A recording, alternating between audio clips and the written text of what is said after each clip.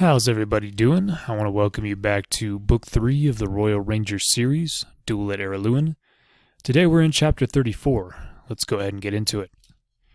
The door flew open with a crash as Maddie hurled her weight against it. She went through first, angling off to the left to clear the way for the three Scandians. Quickly, she mounted the timber stairs to the small platform, unslung her bow, selected an arrow, and nocked it. The men in the room reacted with shock and surprise at the unexpected intrusion. Fear struck their hearts as they recognized the newcomers as Scandians. It was that fear and sense of panic that initially saved the man Thorn had targeted. He was crouched by the massive chain, paintbrush in one hand, and a leather bucket full of thick, lubricating grease in the other. He jerked upright in alarm, and the paintbrush went flying one way, the bucket another. He turned to reach for the axe, leaning close by, but he was too slow. Thorn was almost upon him, the massive club hand ready to strike. Then it all went wrong. Thorn's boot came down on the discarded paintbrush, thick with grease. His leg shot out from under him, and he crashed over onto the floor, the breath coming out of his body in an explosive gasp. Stig and Hal were already heading for the two spearmen close by, who were moving to intercept them, and had no time to turn back to Thorn's aid. As the old sea-wolf scrambled to regain his feet, he saw the painter seize the axe and swing it diagonally down at him. He threw up his right arm, with the massive club on its end, to parry the blow. The blade was deflected from its downward trajectory, but it bit deep into the wooden head of the club, driving it to one side. The head of the club lodged in the framework of the timber gantry, and with Thorn's elbow on the floor, also trapping it at its base, the shaft of the club shattered in the middle. The former painter withdrew the axe and readied it for another blow at the old sea-wolf, who was now rolling desperately away to escape the axe. Maddie drew back an arrow, but the timbers of the gantry were obstructing her shot, and she hesitated. Then a figure bounded from the doorway and into the control room, sword drawn, and a snarl of fury on his face. The axeman saw him and turned to face him, but Jesper's sword shot forward and took him in the center of the chest. With a startled cry of pain, the axeman dropped his weapon, straightened up, then crashed over backward to the floor. As he fell, Jesper withdrew his weapon, then turned to face one of the soldiers who had been at the table, and was now charging across the room to finish the helpless Thorn. Jesper parried two desperate sword strokes, then swept the other man's blade to one side with his own. The man was left wide open to the sacks that Jesper held in his left hand. Jesper struck swiftly, then stepped back as his opponent went down. At the same time, Stig and Hal were engaging the two spearmen. Stig swayed to one side, avoiding a low thrust, then arced his battle-axe up and over. The spearman withdrew his weapon and held it in both hands above his head to parry the stroke. To his horror, the axe sheared through the stout ash shaft of the spear, then continued down, almost without pause. His last sound was a strangled cry of terror. Hal was more clinical. Where Stig relied on brute force and the smashing impact of his axe to break through his opponent's defenses, Hal used speed and precision. He trapped the spearhead that came at him, deflecting it to one side, then stepped inside the long weapon and lunged with lightning speed at the spearman's unprotected body. His sword bit through the chainmail shirt his opponent was wearing, almost as if it weren't there. Another of Damon's men fell, with the same surprised and horrified look on his face. Now more of the herons were pouring through the door and into the gatehouse control room, yelling as they echoed Thorn's war cry of "Let's get 'em!" Led by the massive, terrifying figure of Ingvar, they stormed across the room as the soldiers at the table desperately tried to draw their weapons and defend themselves. Ingvar stabbed at one man with the spear point of his Volge, and, almost in the same motion, caught the back of another's mail collar with his hook and jerked him forward.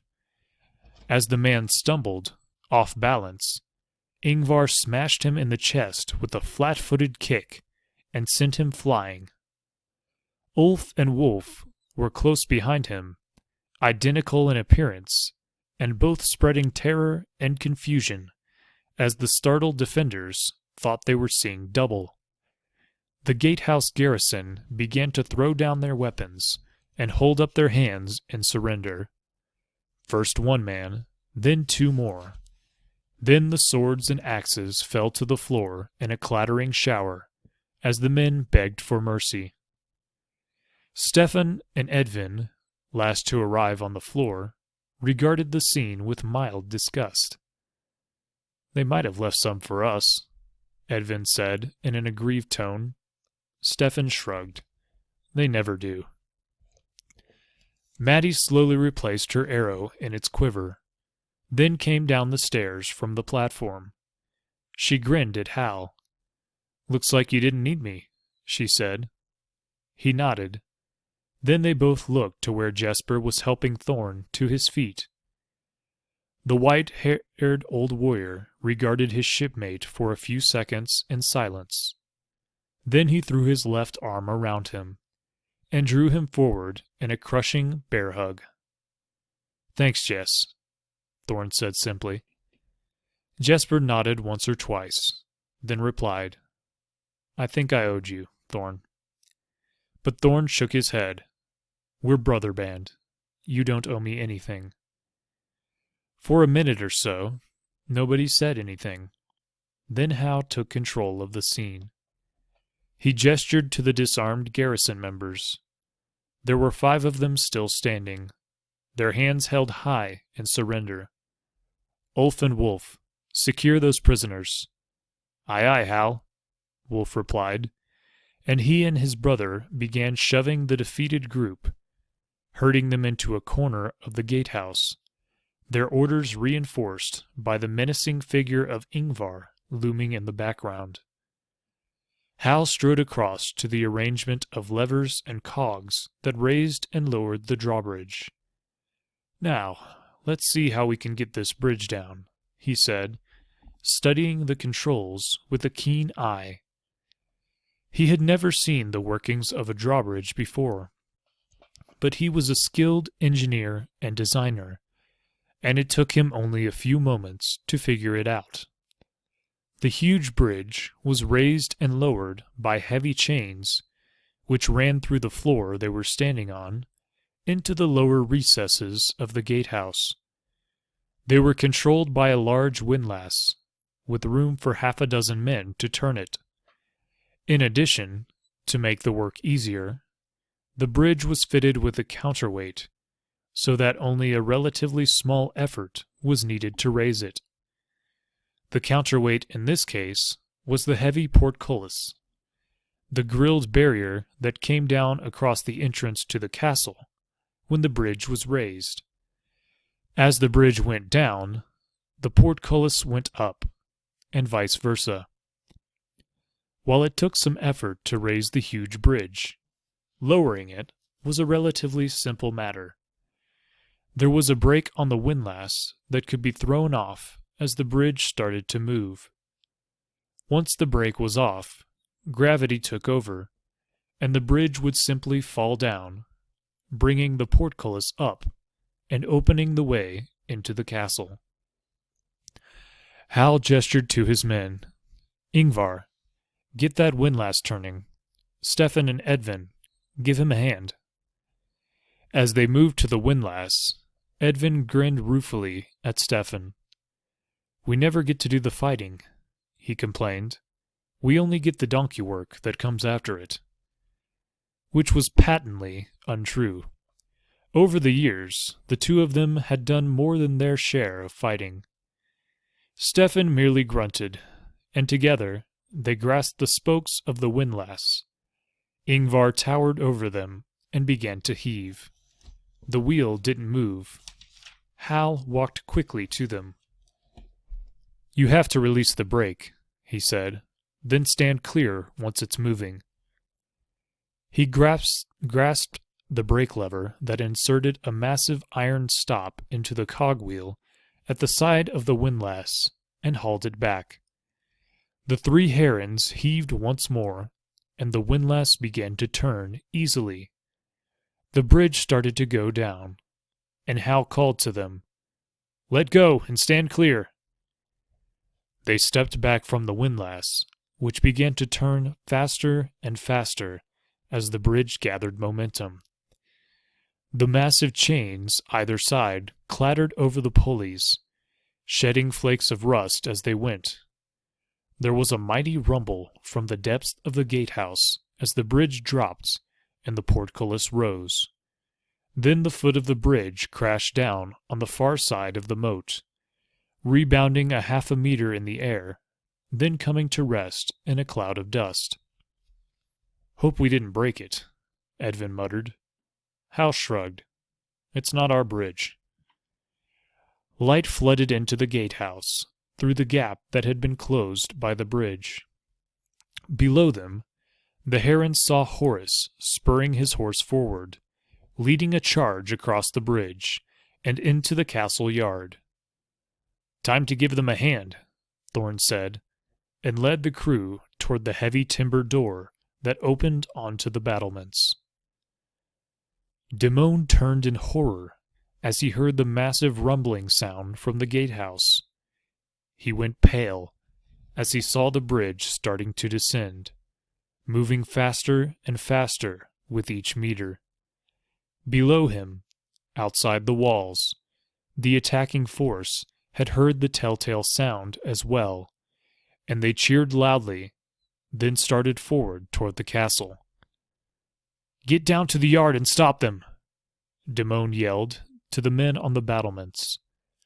There was no further purpose in remaining on the battlements. His men, about 30 in number, started to clatter down the stairs leading to the courtyard below. But once he had seen them start down, Damon held back. He could hear the clatter of hoofs on the wooden bridge, and he knew that Horace's cavalry would sweep his own men aside in a matter of minutes. The courtyard was no place for him, he decided. Damon hesitated, wondering which way to go. Then the door to the gatehouse swung open, and he saw Thorn, Hal, and Stig coming at a run, the rest of their crew behind them. A few of his men, who hadn't yet made it to the stairs, turned to face them. Since Thorn's massive club had been destroyed, he and Stig had changed positions, so that the Heron's first mate led the way onto the battlement's walkway. He smashed into the 4 men who had stopped to bar their way. His axe swung in a shining arc in the late afternoon sun, and his first opponent went down. As the second slid under the deadly arc of the battle-axe and drew back his sword to lunge at the tall figure, Thorn crouched and leapt forward, stabbing at the man with the sacks that he held in his left hand. The man gave a startled grunt and dropped the sword. He staggered away to lean against the castle battlements, sliding slowly down to the walkway as he did. That left 2. Hal engaged the first, parrying the man's wild swings with his own sword, then immediately cutting back in a lightning series of short, sharp strokes. The man gave way before the deadly onslaught, parrying desperately, only just managing to deflect the whirling sword at the very last minute each time. He felt a chill of fear clutch his heart as he realized he was seriously outmatched.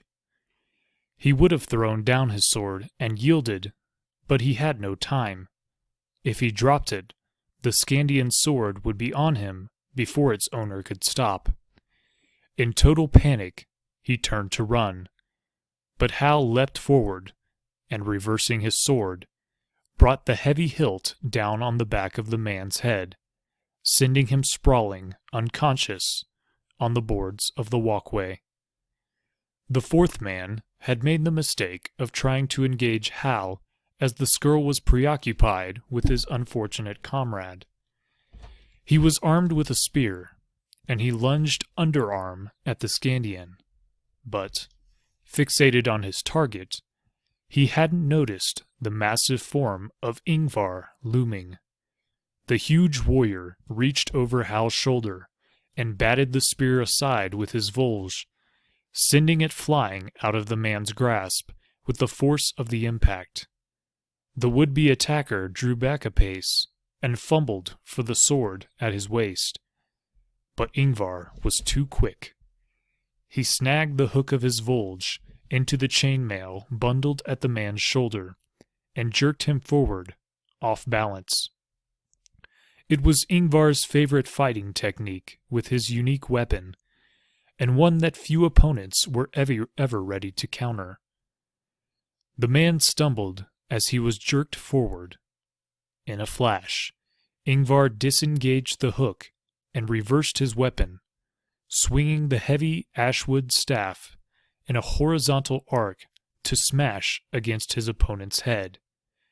It would have been a telling blow, no matter who delivered it, but with Ingvar's mighty strength behind it, it lifted the defender off his feet and hurled him several meters through the air. As he hit the planks, he slid another half-meter, then lay still. Damon watched, horrified, as his men were brushed aside with apparent ease. He glanced quickly around, looking for sanctuary. The Scandians were between him and the gatehouse. There was a flight of stairs leading to the courtyard below, just a few meters beyond him. But he knew the scene down there would be one of further disaster for his men. That left the east tower, behind him. From there, a humpbacked stone bridge led across the gap to the fourth level of the keep tower. There was no way he could escape from the keep with Horace's men in the courtyard, but it offered temporary safety from the wild Scandians. He turned and ran. And that brings us to the end of chapter number 34. As always, I want to thank you all for joining me, and thank you all for listening. And I'll hope to see you next time in chapter number 35. God bless, and have a good one.